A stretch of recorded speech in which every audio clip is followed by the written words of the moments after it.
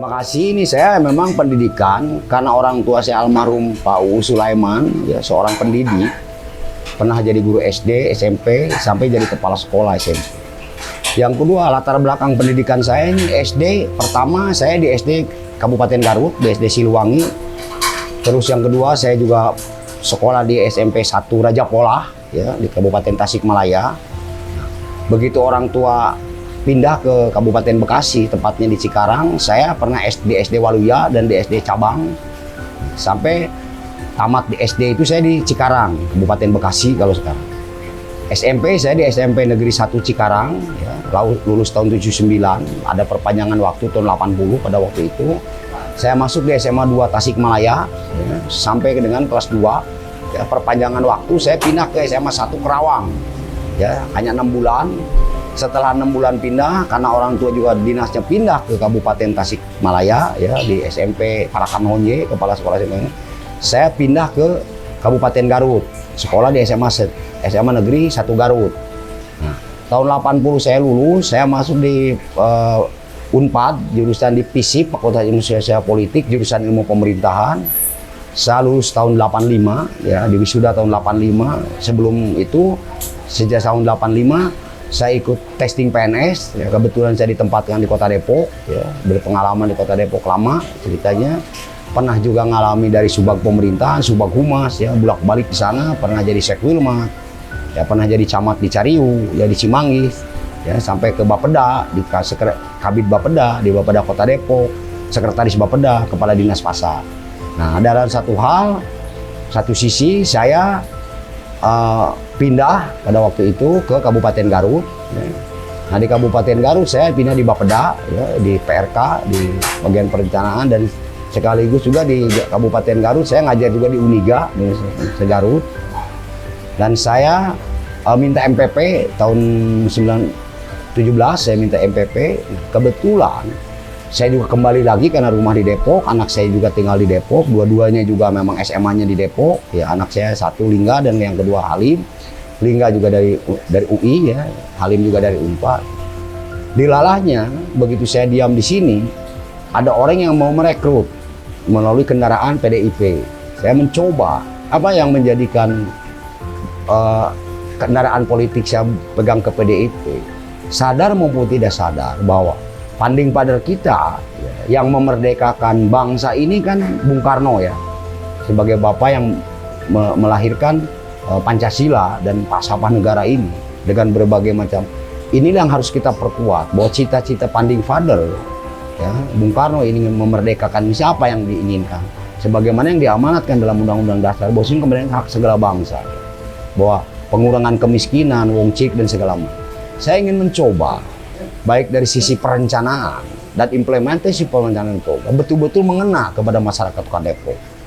Nah, kebetulan di Depok ini kan berawal dibangun dari struktur masyarakatnya itu limpahan. Pertama dibangunnya Perumnas pertama, ya. Mana ada istilah Depok 1, Depok 2 tahun 8279. Nah, dengan adanya Perumnas ini kan kebinekaannya sangat tinggi di Depok ini. Karena berawal dari pegawai-pegawai negeri PNS, ya, dari mulai golongan 1 sampai golongan 3. Ini semua mengenun di Depok karena Perumnas pertama.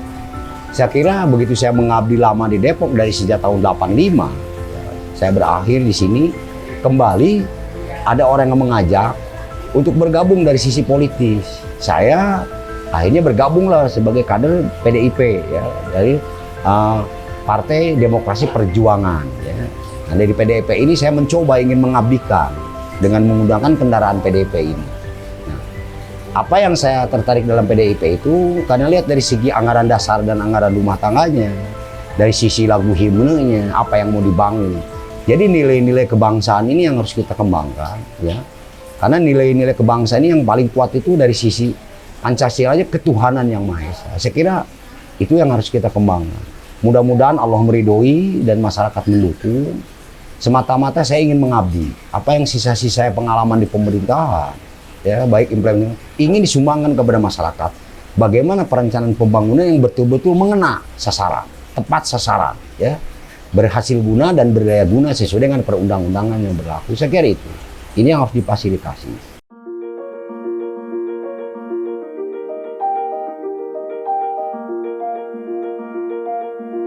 Pertama, kenapa saya mengambil di Fakultas Sosial Politik? Pada waktu itu di Unpad kan berbagai macam jurusan, ada administrasi negara, ada hubungan internasional.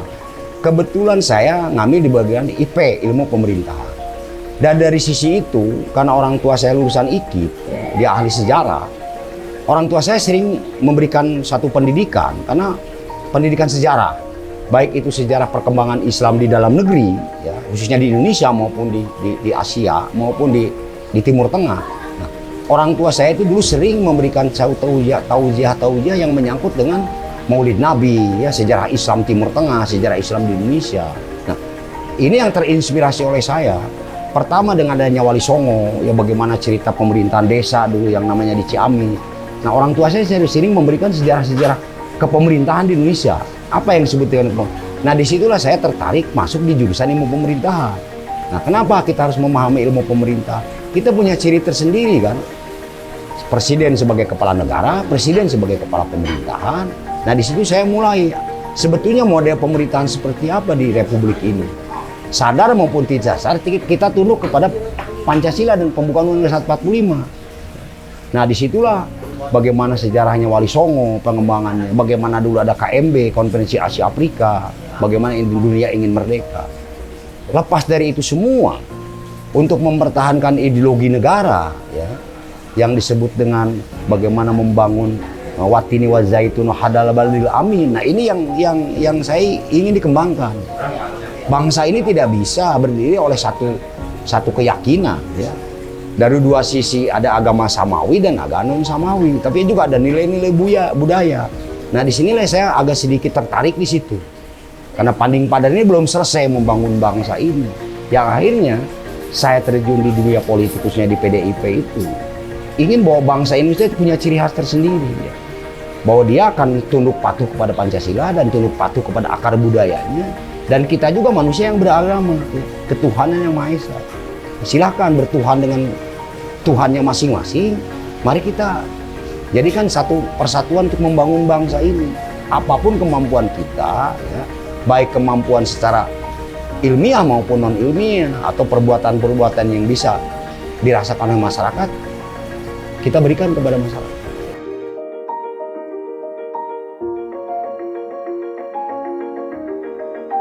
Nah, sebetulnya saya waktu kuliah itu sudah mulai aktif, ya. Dari sisi kuliah saya juga dulu di Resimen Mahawarman. Saya kebetulan di Resimen Mahawarman Kompi N. Jadi Kompi N, saya ikut di Resimen Mahawarman. Nah, dari situ saya memang dididik oleh pihak tentara, TNI maupun kepolisian. Apa sih yang sebetulnya tugas pokok kita sebagai mahasiswa waktu itu, ya. Saya mempelajari itu semua. Yang akhirnya saya memahami doktrin tentara seperti apa, doktrin fungsi tupoksinya tentara seperti apa, tupoksinya polisi seperti apa, saya sebagai mahasiswa itu seperti apa. Nah, karena saya happy-nya di pemerintahan pada waktu itu kan, timbul adanya LKMD, bagaimana memberdayakan masyarakat, ya. Dulu bagaimana rakyat itu supaya bangkit dari sisi pemahaman tentang kepemerintahan, ya. Saya mengalami pemilihan kepala desa, ya, baik di Cimanggis maupun di Cariu, ya. Bagaimana ini pemilihan kepala desa? Nah, dari sisi-sisi itu memang akar demokrasi itu udah mulai dibangun dari mulai pembangunan pemerintahan desa. Desa kan dipilih oleh masyarakat. Nah, kesini kan pengembangannya semakin bagus, ya, dari sisi demokrasi.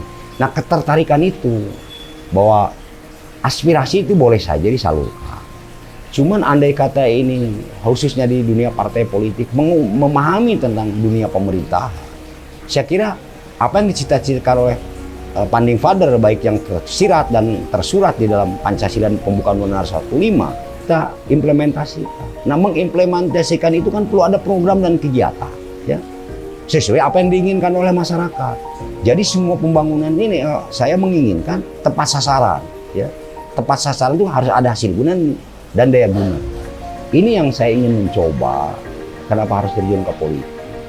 Karena di politik itu kalau kita menjadi anggota dewan atau segala bentuk apapun, ada kewenangan yang namanya kontrol terhadap pemerintah, baik dari sisi budgetir maupun kebijakannya.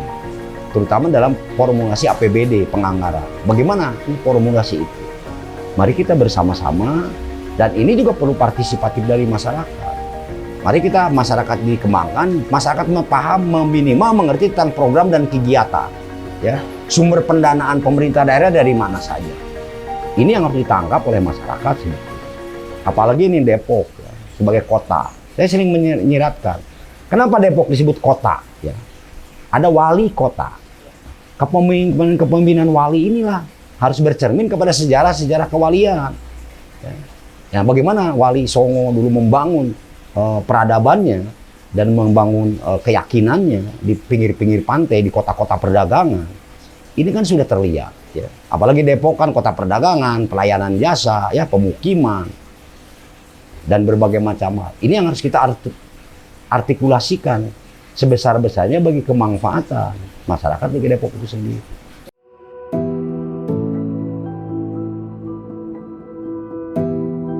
Saya cita-citanya sederhana ya, ingin bagaimana cara memberdayakan masyarakat, bagaimana keinginan. Nah, kebanyakannya keinginan masyarakat itu bentuknya narasi.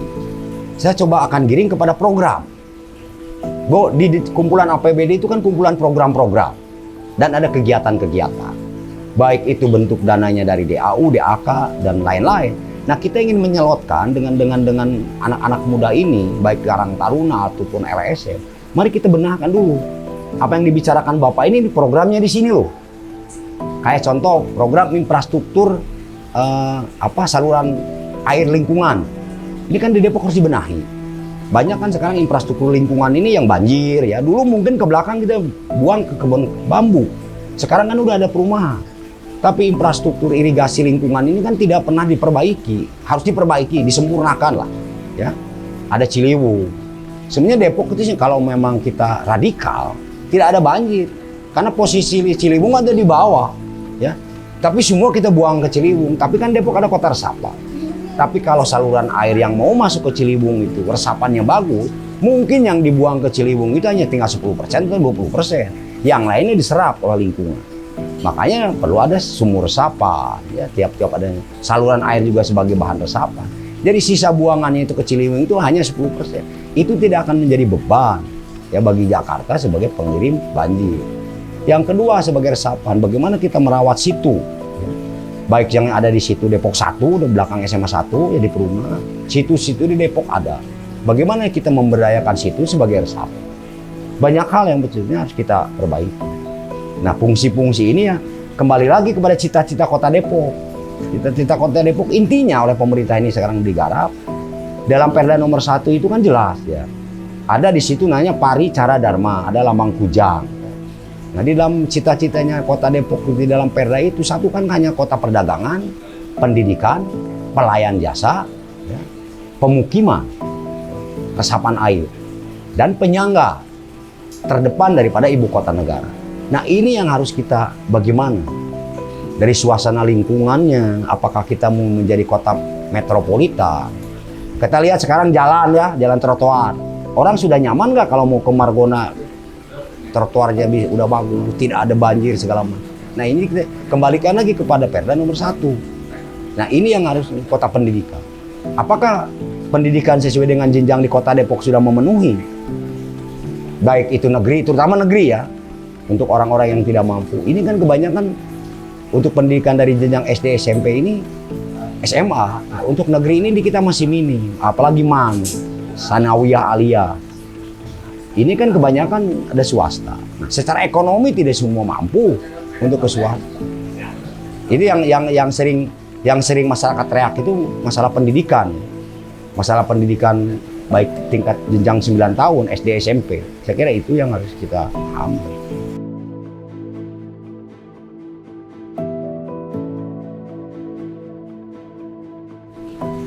Ini rumah perjuangan hanya tempat. Jadi di rumah perjuangan ini kita ingin semua tokoh dari semua lapisan masyarakat, tidak hanya melihat dari sisi partai. Tapi kan yang legitimasi bisa membawa program, mari di rumah ini untuk diskusi dengan tokoh. Ini loh kira-kira yang pas. Nah, dengan proses musrenbang itu tadi, baik itu bottom up maupun top down. Kalau ada bottom up-nya jelas kita real di lapangan, apa yang diinginkan oleh masyarakat dan masyarakat juga terlibat di dalamnya. Pemerintah daerah bisa mengintersep dari sisi APBD, dari sisi perencanaannya. Yang perencanaan janji-janji 5 tahun secara politik. Itu kan kita bisa menyelotkan. Nah, ujung-ujungnya nanti begitu masuk di Bapeda, satu perencanaan itu dia membingungkan, ya. Jadi dari bawah juga kita udah taat azas. Ya. Contoh misalnya sekarang, program infrastruktur pendidikan, apa yang mau diperbaiki dulu? Apakah memang sekolahnya kurang bagus? Apakah memang infrastruktur sekolah itu dari mulai lingkungan sekolahnya dan segala macamnya, ya? Apakah gurunya yang kurang? Kebanyakan kan sekarang ini udah mentok kan otonom, guru SD segala macam udah mentok ke sana kemari, akhirnya pindah ke Pemda, ya, jadi lurah, ya, jadi camat. Sementara guru yang berpengalaman dari mulai guru SD, SMP ini sudah tidak bisa diakses. Ujung-ujungnya karena berputar di Kota Depok, dia alih profesi yang sifatnya ke pemerintahan, baik itu menjadi kepala desa, kelurah lah sekarang kan PNS, ya, lurah maupun camat. Saya kira itu wajar-wajar saja, memang karena kekurangan potensi. Saya kira itu aja. Kita kembalikan lagi lah kepada cita-cita kota Depok, dari mulai Kotip Depok menjadi kota madya. Apa?